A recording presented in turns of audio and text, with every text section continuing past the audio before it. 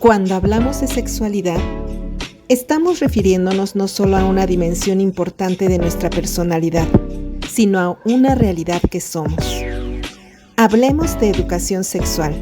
Les saluda la maestra Norma Ramírez Monroy. La educación sexual constantemente ha sido un tema polémico y complejo de emprender. Sin embargo, hoy este tipo de educación se reconoce como fundamental y de interés prioritario de las naciones. A lo largo de la historia, el abordaje de la educación sexual se puede apreciar de varias formas.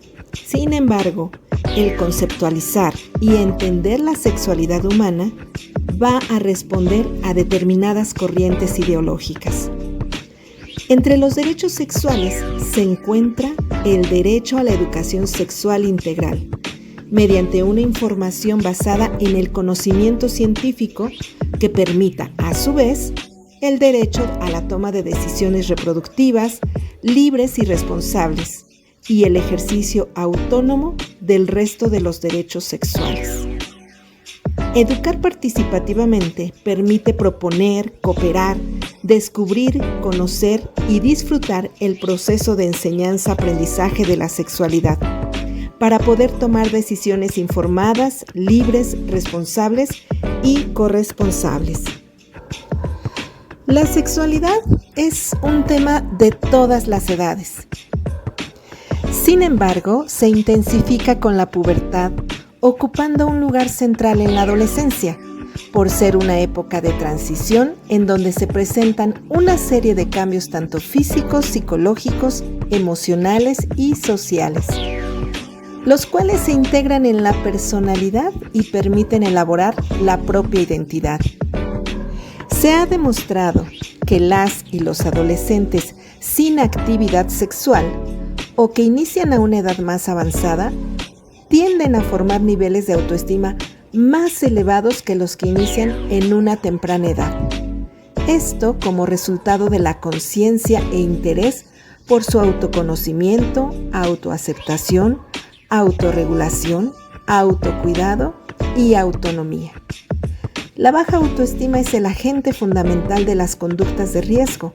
Sin duda es el factor primordial del mal uso de la sexualidad, ya que de ella nace la inseguridad, el miedo a ser rechazado, tener bajas aspiraciones en la vida o una falta de autocontrol emocional.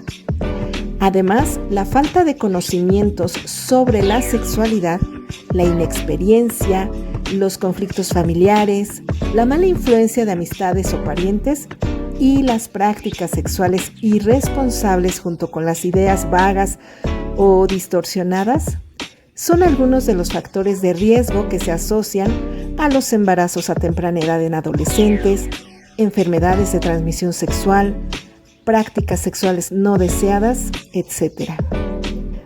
Algunas cuestiones que están directamente relacionadas con los niveles de autoestima y muy implicadas para ejercer una vida saludable son: saber mantener un comportamiento coherente, alinear lo que pienso, lo que siento y lo que hago, no tener necesidad de aprobación y de aceptación de los demás, aceptar mi cuerpo y mi sexualidad, ser capaz de cuidarme y respetarme, saber priorizarme y permitirme el autoconocimiento sin juzgarme.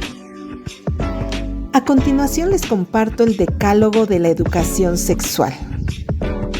1. La educación sexual no se produce de una forma espontánea. Las personas no nacen educadas. Tienen que educarse, no solo durante el periodo escolar, sino durante toda la vida. La educación es un proceso intencional que persigue unos fines y que utiliza unas estrategias que, dentro del respeto a las personas, las ayudan a pensar y a relacionarse. Educadores y educadoras no pretenden que los aprendices acaben pensando como ellos o como ellas, sino que acaben pensando por sí mismos y por sí mismas. 2. Cada etapa del desarrollo humano tiene unas peculiaridades que es imprescindible conocer para saber actuar de forma adecuada. La psicología evolutiva tiene unas etapas que, sin ser rígidas ni iguales para todos, permiten conocer formas de ser, de reaccionar y de vivir la sexualidad. Es muy importante conocerlas. 3. La educación sexual no consiste solo en adquirir conocimientos sobre la sexualidad.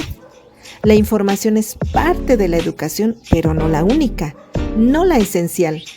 La educación afecta a todas las dimensiones de la persona. Tiene que ver con la esfera de los sentimientos, de las actitudes y de los valores. Saber muchas cosas sobre la sexualidad no significa que sepamos vivirla de forma satisfactoria y plena. No lleva consigo que sepamos aceptarnos y que sepamos relacionarnos con los demás. 4. No se educa de una vez para siempre. Hace falta educarse durante toda la vida. Hay quien piensa que la educación es solo una tarea que se realiza en la infancia y en la juventud. No, la educación es una tarea interminable que afecta a toda la vida de las personas. Se trata de un error muy extendido. Cuando hablamos a padres y madres o al profesorado sobre educación sexual, inmediatamente piensan en lo que tienen que decir o hacer con sus hijos e hijas, pero no en lo que tienen que aprender y mejorar en sus propias vidas. 5. La educación sexual ha de ser un compromiso de toda la comunidad educativa. En una escuela no hay solo mujeres, hay profesores y profesoras, de pequeños y de mayores, es decir, que la educación sexual no es un quehacer que le incumba solo al grupo de coeducación, a la orientadora o a un equipo de mujeres feministas. El proyecto coeducativo ha de ser de toda la escuela. No hay niño o niña que resista a 10 profesores y profesoras que estén de acuerdo. Es ineficaz, por no decir contraproducente, un mensaje contradictorio. En coeducación se lanzan unas ideas que luego quedan desautorizadas por los comportamientos de otros docentes. 6. La familia, la escuela y la sociedad tienen que trabajar de manera intencional, mancomunada y coordinada en la educación de la sexualidad. No bastan los padres y las madres, no basta la escuela. Es preciso que toda la sociedad contribuya al proceso educativo. Recuerdo una vez más el ya famoso aforismo africano: hace falta un pueblo entero para educar bien a un niño o a una niña. Sí, si lo que hace la familia lo contradice la escuela, o si lo que hace la escuela y la familia lo destruye la sociedad, se va a avanzar muy poco en una buena dirección educativa. 7. La educación es un proceso que debe estar guiado fundamentalmente por el amor. Quien ama, educa, reza el título de un libro Ika Amitiva en el 2009. Hablamos de un amor auténtico que nos aleja del autoritarismo y de la permisividad. Un amor que observa, que escucha, que comprende, que se compromete, que exige. Si la educación es algo importante, es porque tiene que ver con la comunicación. Y si la comunicación es importante, es porque tiene que ver con el amor. El amor no basta, es verdad. Además, está lleno de trampas. La sobreprotección, el chantaje afectivo, la dominación emocional, etc. Pero sin el amor, todo resulta problemático y perturbador. 8. Existen sobre la sexualidad muchos mitos, estereotipos, errores y falsedades que la educación contribuye a desmontar. Es preciso distinguir el conocimiento riguroso del que está adulterado por intereses comerciales, políticos o religiosos. Existen muchos mitos y errores sobre la sexualidad humana. Muchos de ellos han causado graves daños psicológicos o morales a las personas. La educación nos ayudará a desvelar esas falsedades en aras de una vida sexual más feliz. La educación enseña a descubrir las pautas sexistas que están presentes en el lenguaje, en el trabajo, en la política, en la enseñanza, en la religión y en la sociedad en general. 9. La educación invita a hacernos preguntas y a buscar con rigor, perseverancia y coraje las respuestas. La duda es un estado incómodo. La certeza es un estado intelectualmente ridículo. Por eso la educación conduce a la incertidumbre, a la interrogación, a la búsqueda. Tenemos dudas, pero también tenemos la capacidad de preguntar, de leer, de reflexionar, de investigar. La sexualidad cambia con las culturas y con los tiempos. Una visión rígida, encorsetada e inmovilista de la sexualidad nos impide vivirnos plenamente y entender con precisión a los demás. Sin las preguntas, acabamos viviendo fuera de tiempo y del espacio, en un modo de ficción. 10. Los medios de comunicación presentan modelos por la vía de la seducción que la educación debe contrarrestar por la vía de la argumentación. La educación conlleva una visión crítica de la realidad. Los medios de comunicación son un filtro que nos hace llegar la realidad de forma especial, no como es, sino como es presentada. La persona educada es capaz de discernir, de analizar, de criticar aquellos mensajes que tratan de convencerle por la vía de la seducción. Modelos de ser hombre o mujer, mensajes comerciales, estilos de vida, etc.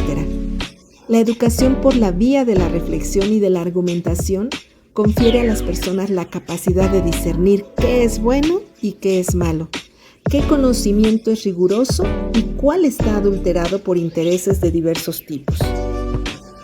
La Organización Mundial de la Salud sugiere que la educación sexual que requiere la población joven es diferente a la de los adultos, por lo que es necesario conocer la información que necesitan y hacérselas llegar para asumir responsablemente su comportamiento sexual y ayudarlos a suscitar la protección de su salud sexual, la cual se refiere a un estado general de bienestar físico, mental y social, y no a la mera ausencia de enfermedades o dolencias en todos los aspectos relacionados con la sexualidad y la reproducción.